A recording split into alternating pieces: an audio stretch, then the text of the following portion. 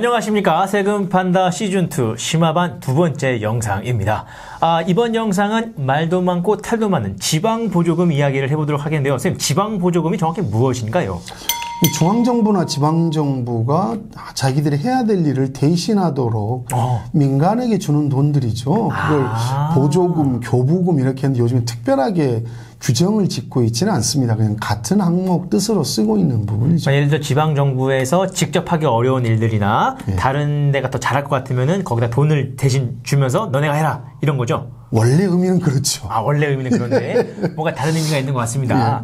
제가 기사를 하나 찾아봤습니다, 선생님. 그 전북도민일보 기사인데요. 2020년 기사입니다. 장수군 의원이 한 분 계신데 이분이 포함되어 있는 영농조합법인이 있습니다. 이 법인에서 장수군으로부터 보조금을 받은 거예요. 보조금을 얼마를 받았냐면은 1억 원 받고 5천만 원을 받았어요. 근데 문제가 뭐냐면 이 영농법인 조합에 그 장수군의 A 의원이 포함되어 있던 거예요. 이렇게 되면 선생님 문제가 생기는 거 아닙니까? 그 이해 충돌 문제죠. 예산을 결정하고 심의하는 의원이 자기가 받을 돈을 그 의원에 들어가서 자기가 받았다? 이건 말이 안 되는 거죠.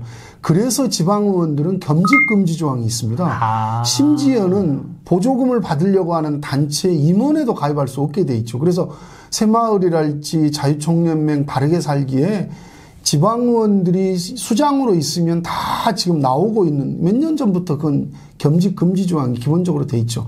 다만 이게 처벌 조항이 없다 뿐이지. 그리고 이것을 아마 들어가 있다는 걸 밝히진 않았을 겁니다. 그래서 이걸 밝히지 않았다면 허위공문서 작성이 되거든요. 그래서 허위공문서 작성은 7년 이하의 징역형에 처하게 되어 있습니다. 그러니까 심지어 선생님 이 영농법인 조합에는 A 의원을 포함해서 친인척 2명이 포함되어 있었다고 해요. 완전히 짜고 친 거네요, 그러면. 그렇죠. 이걸 이제 다른 의원들과 그 자치단체에서 알고 있었을 겁니다.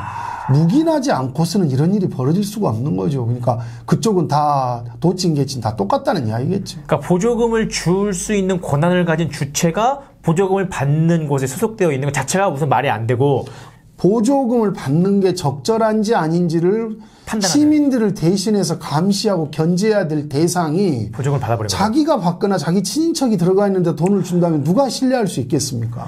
선생님, 만약에 지금 이런 사태가 벌어졌다고 한다면 어떤 법을 위반하게 되는 걸까요? 이건 또 지방자치법, 재정법 뭐 다 위반이죠. 이건 사실은 이제 제가 법률가는 아닙니다만 위계한 공무집행 방해가 되지 않을까도 싶기도 해요. 다른 쪽에서 받을 수 있는 걸 이 사람들이 받았기 때문에 그렇지 않겠습니까? 또 이건 자칫 잘못하면 손해를 끼쳤다고 그래서 배임도 하지 않을까. 어쨌든 이건 지방의 전체가 반성을 해야 될 뿐이고 그 자치단체도 내부 감사 시스템 흔하만한 감사 시스템이겠습니다만 상급기관에서 감사를 들어왔어야 되는 문제죠. 이 정도면은 그 의원 자리 날아가는 거는 너무 당연한 일이겠네요. 당연하죠. 의원은 형사처벌 받아야 될 겁니다. 그리고 사법당국이 이렇게 가만히 있으면 안 되죠. 꼭 고발이 들어와야 움직이는 게 지방자 쪽의 경찰, 사법당국인데 인지수사는 왜 중앙 쪽에만 있는지 모르겠어요. 선생님, 그러면 지금 이렇게 약간 업돼진 걸 봐서는 이런 사례들이 좀 많았나 보죠, 그동안? 전국이 많죠. 특히 시단위는 좀 덜합니다만 그래도 많이 나오죠. 그래서 자기 부인을 앞세워서 간다거나 심지어는 자기 아들이 하거나 딸이 하는 슈퍼에 가서 물건을 사거나 최근에 뉴스에 나왔습니다만 자기 아들이 하고 있는 고깃집 가서 고기를 또 다 먹어준다거나 이렇게 하는 것도 사실 문제가 될 수 있는 거죠. 그렇게 쓰면 안 되는데 원래. 네, 그렇습니다. 또 하나의 사례를 보면요. 2019년에 안동시 결산의 재정공시를 보면요. 2018년도 지방보조금 교부액이 1221억으로 다른 지방자치단체 평균인 607억보다 2배가 넘는다라는 게 나와 있는데요. 안동시의 재정자립도가 10% 정도인 걸로 아는데 왜 이렇게 지방보조금을 많이 쓰는 걸까요? 이제 그만큼 이게 사실 선심성 행정으로 갈 우려가 있죠. 다른 데하고 비슷하게 갔다고 한다면 필수 불가결한 사업들만 좋겠다고 볼 수 있겠으나 안동이 어떻게 특별하게 다른 데보다 2배나 더 많게 간다는 건 이건 전체적으로 안동의 선거운동, 사전선거운동 혐의가 짙다고도 볼 수 있겠죠. 그래서 이건 볼 수 있는 방법이 재정공시, 특수공시를 보면 다 나옵니다. 재정공시랑 특수공시요? 재정공시 중에 공통공시가 있고 특수공시가 있는데 중에 특수공시. 특수공시에 보면 누가 얼마의 돈을 가져갔는지 어떤 용용법인 어떤 장목반들이 가져갔는지 이게 다 나오기 때문에 좀 보셨으면 좋겠어요. 그래서 선거 캠프에 일했던 사람인지 시장 측근인지 군수 측근인지 의원의 측근인지 이건 사실은 지방의회와 짬짬이 한 통속이 되지 않고서는 불가능한 이야기거든요. 의원이 제때 감시를 안 하기 때문에 이런 일이 벌어지는 겁니다. 그러니까 선생님 말씀은 이렇게 보조금, 지방보조금이 많은 동네에 재정공시 중에서 특수공시를 보게 되면은 어떤 단체, 어떤 기관에서 돈을 가져가는지 볼 수 있고 그 기관이나 그 단체가 거기 있는 시장 또는 고위공무원분들과 어떤 짬짬이가 됐는지 찾아보면은 우리가 그런 부정부패 비리를 찾아낼 수 있다. 뭐 이런 말씀이신 거죠? 찾아낼 수도 있다라고 낼 하는 수도 거예요. 있다. 예. 아닐 수도 있고요. 예, 그렇습니다. 그래서 이 부분은 좀 보셨으면 좋겠어요. 아마 편중되게 지출이 됐을 가능성이 많습니다. 편중돼서 지출된다는 건 특정한 기간에 계속 준다는 얘기죠. 특정한 집단이나 이런 쪽에 특혜로 나갔을 가능성은 많죠. 그런데 보조금 선정이나 집행에 관한 기준이 없는 것도 아니지 않습니까? 우리나라 법에.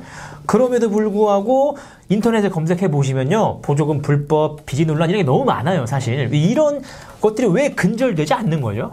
그건 몇 가지 이유가 있습니다. 첫 번째는 네. 이건 나라 돈은 먼저 본 놈이 임자다라고 하는 못된 인식이 지금까지 박혀 있거든요. 지금 최근에 2020년도에도 21년도에도 보조금에 대한 심의를 강화하라고 계속 행안부의 지침이 내려옵니다만 네. 이건 내부적으로 문제가 있기 때문에 그러죠. 첫 번째는 지방의회 감시 능력이 현저히 떨어지기 때문에 그렇습니다. 왜 떨어질까요? 짬짬이가 되기 때문에 떨어지는 겁니다. 그러니까 감시해야 될 의원들도 같이 뭐 이렇게 먹는 게 있다. 한 통속이 됐을 가능성이 많죠. 두 번째는 지역민들이 인식의 수준입니다. 그래서 이 부분이 있고 또 하나는 사후에도 정산과 감시를 소홀히 하니까 이런 문제가 벌어지는 거죠. 아, 실제로 이런 일이 벌어졌다고 하더라도 강력하게 처벌하면은 다시는 안 할 텐데. 그렇죠. 실제로 범죄가 벌어졌을 때도 그냥 뭐 넘어간다는 거 이런 일이 많다는 거죠. 그렇습니다. 원래는 좀 전에 말씀하셨다시피 조례로서 세부적으로 정해져 있고 네. 지방재정법상으로도 보조금 심의위원회라고 하는 부분이 있어서 보조금 심의위원회 따로 있군요. 그렇습니다. 그것이 법률로 정하거나 뭐 이렇게 여러 가지 요건을 갖추도록 돼 있는데 네. 그걸 충족했는지 또 아까 말씀드렸습니다만 의원들 같이 제척돼야 될 대상들이 들어가서 실제 심사를 하고 있지는 않은지. 아, 심의위원회에는 의원이 들어가면 안 된다는 건가요? 그렇습니다. 아하. 그 보조금을 받을 단체의 책임자들이 이 위원회에 들어가 있으면 안 되겠죠. 보조금 심의위원회에는 그러면 의원이 들어가면 안 되고 보조금 심의위원회는 어떻게 구성이 돼야 되나요, 선생님? 이게 사실은 문제인데요. 예. 15명 이내로 구성이 되게 돼 있지만 네, 15명. 되게 자치단체장하고 친한 사람들이 들어가지 않겠습니까? 아. 그래서 여기 어떤 맹점이 있는 겁니다. 약간 유명무실 같은 거군요. 그렇습니다. 심의를 하라고 만들었지만 다 아는 사람이고 친한 사람이니까 아이고 뭐 좋은 게 좋은 거 아니겠습니까? 뭐 이런 식으로 넘어간다는 말씀이시죠. 예, 근데 이제 지난해 광주 지역에서는 새마을 장학금 지원 조례가 없어졌거든요. 광주시 의회에 있는 아니 의회가 아니고 네.